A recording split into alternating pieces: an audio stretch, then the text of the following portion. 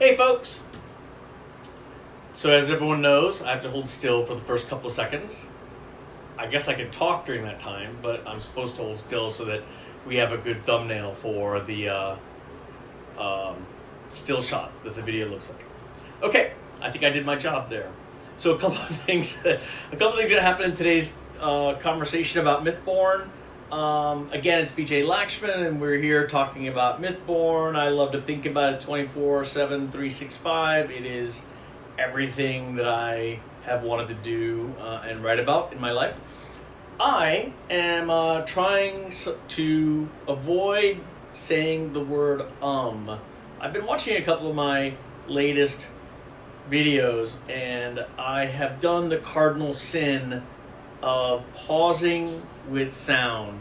So I have a new I tried a couple times and I didn't do very well. It did it right there too. I didn't do very well, so I am going to do this. I have this. It is a giant bag of coins, or bottle of coins, for my son who's 5. He collects them in his little piggy bank here with a little meter at the top that tells how much he has in there.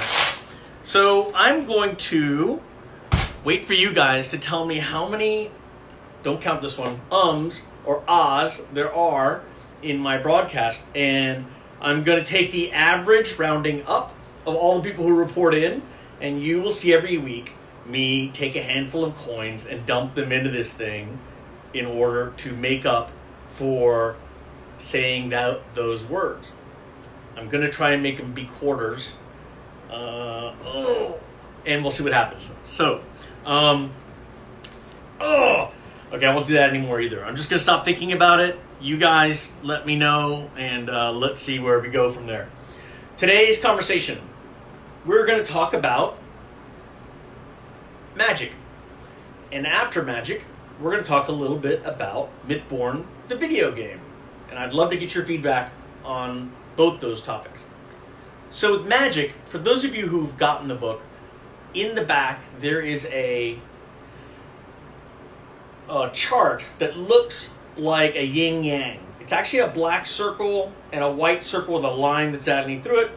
At the top it says sun, at the bottom moon, on the right side it says earth, and on the left side it says sky. And then the diagonal top half, which is light, says life, and the diagonal bottom half, which is dark, says death. What is the system of magic? Well, this diagonally sliced circle with dark and light represents a sort of modified yin-yang.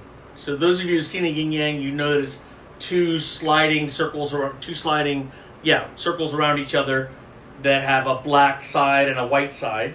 That's sort of what I'm trying to do here with this. And if you look at the different elements, so sun and moon, and then on the other sides, sky and earth, they represent opposites of each other. So if you look in the actual back of the book, they go through the different kind of dimensions of those affinities, and that's what I call them, our affinities. And if you see me pausing, it's really me like trying not to say or ah. Don't count those. I meant to do those. And the sun represents sort of light, life, sky, light and energy, fire. Moon represents ice, water, coldness. Sky represents the use of air, weather, divination. And then earth represents plants, ancient lore, earth itself. Life represents the use of rejuvenation and youth, and death represents the use of time, of degeneration, of things that dissolve and decay. So my goal was to create a system in which any one of those elements could be mastered by a practitioner of the way, and then the adjacent elements they could become pretty good at, and the one opposite from them they weren't very good at, or they just didn't have an affinity for it. remember, the way is the way of magic in the world. It responds to people's thoughts and to their ability and faith, their faith that something will happen when they think something. This is why in the world of Mythborn, faith and religion are so powerful, because beyond a single person's faith, when you have the entire faith of a people stepping behind you, your ability to create things from nothing it's much more powerful.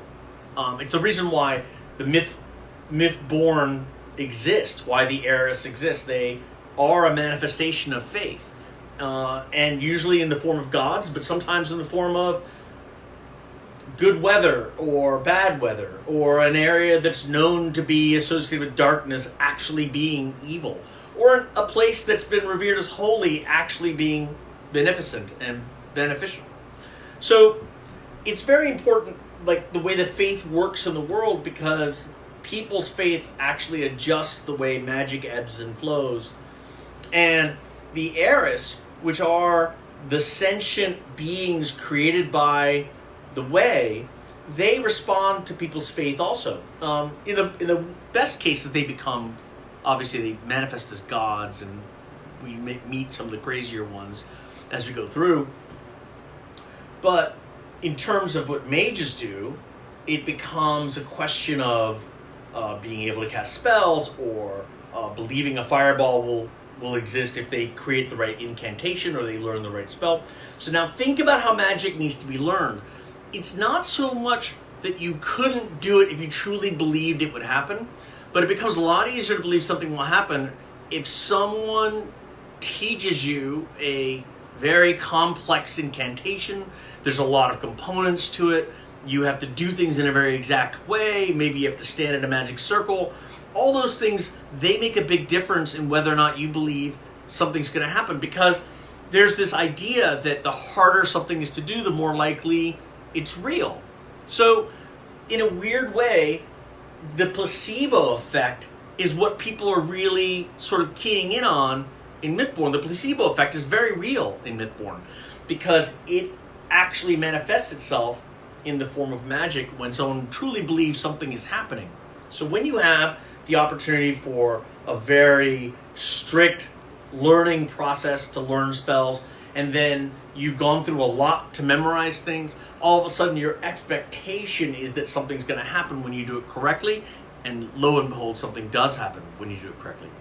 Now, think about how the monks in Mythborn, in my story, where I focus on these monks in this monastery and how they're sort of assassin warriors who have a ton of magic and things like that.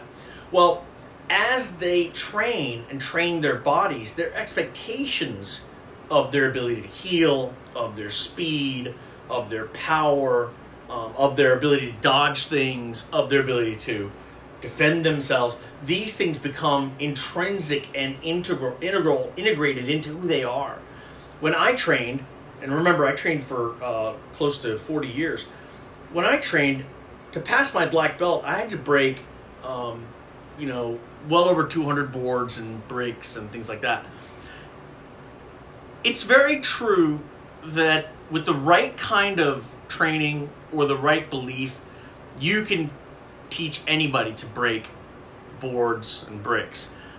The fact is that if you're a kid, 6, 7, 8, 9, 10 years old, it's actually easier to teach you, because they have an intrinsic belief that adults are telling them the truth. And so if an instructor says, hold your hand like this, hand it here, hit with this part, think through the wood, I've seen kids who are 6 and 7 years old break boards. It is not a question of power, it's a question of technique and following through the board. But it's faith also. The faith that you can break it actually adds a lot of belief in your ability to break it. Well, in Mythborn, that faith manifests itself as the actual ability to break boards, because it's magically enhanced. If you train forever to dodge arrows, your ability to dodge arrows goes up, and the magic system in Mythborn reflects that by creating all these extra enhancements to your ability to move, your ability to break through stone, the ability to heal yourself of a strike. So the magic system in Mythborn is based upon the formalization of belief into a sort of stair-step structure that builds belief upon belief, so that eventually, when you get to the black belt level of being a monk, you believe you can do some really amazing things, and as a result, the magic of the World of Mythborn allows you to do those things. So, we're going to talk about magic, and then we'll talk about the games. Well, in the game idea of Mythborn, what I've been thinking is, up until now, we've seen the open world games. I designed Elder Scrolls Arena. I know what it's like to build a giant world. I worked for 5.5 years on Lord of the Rings Online. I've read the Tolkien books. I've read C.S. Lewis. I've read, Robert Jordan, Eye of the World. I've read all the Raymond Feist. I've read Robin Hobb. Orson Scott Card. Stephen R. Donaldson. I understand what it takes to build these giant worlds, and I think the wonder that you have in playing a video game is partially based on seeing this place you've never seen before. Behind me is the sign of Mythborn, and there in the background is the fortress of Barracor. And Barracor is a dwarven fortress, but it's bigger than all the people in the book. When they get there, doors are bigger, beds are bigger, the whole hallways are bigger. Why? There's a mystery behind what Barracor was in ancient times. And if we played the video game, we would want to journey into the Underdark of Barracor, which is what these three kids do in Mythborn 1. They actually go into the bowels of Barracor, and they adventure downward in a very classic D&D style quest to find, this sort of end result. Each of them looking for a different thing. Yateji is looking for a weapon to get revenge for her family's death. Niall is looking to be a leader and be and lead them downward and be sort of acknowledged as being that leader. And Eric is looking for the gate and whether or not he can close it using the power of his ability to nullify magic by touch. So that sort of classic dungeon crawl is the second half of the Mythborn book, and I think when we create the video game, that open world component, that idea of seeing these vast vistas and seeing these amazing sort of, I don't know if you can have a vast vista. I think I might have just used a what do they call that, an oxymoronic statement. Of course it's vast because it's a vista. So let's say these amazing vistas of the world and exploring amazing places, right? So that will definitely happen in the video game. The other thing that I want to try and do is I love the direction that various video games have gone with Twitch and with action RPGs. I'm a huge fan of Path of Exile. Huge fan. I've probably clocked in several hundred hours in Path of Exile. I spent way more than $50 on it. I mean, in terms of buying stuff for my characters. So I understand that model and I get that it works.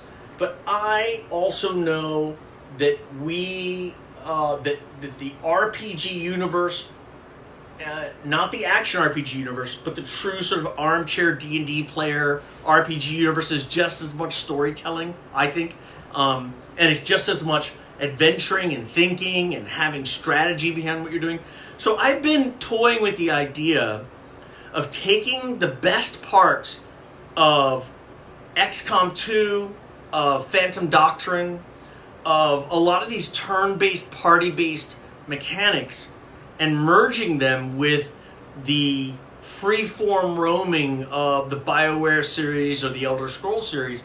So we do have these amazing lands for you to explore, but when you get into combat, I don't know if any of you guys are old enough to remember, but there used to be a game way back when called Realms of Arcania, Blade of Destiny, and done by a bunch of friends of mine at Attic Software, and they were amazing. And they had the same thing, like when you got into combat, it became sort of a turn-based fighting thing. And so maybe there's a cool way to do squad, and when I say squad, party-based mechanics that allow you as a adventurer to have more time to think and true strategy involved with getting past a monster or a creature than just Twitch spamming your mouse button or firing off spells using 1 through 9 on your keyboard.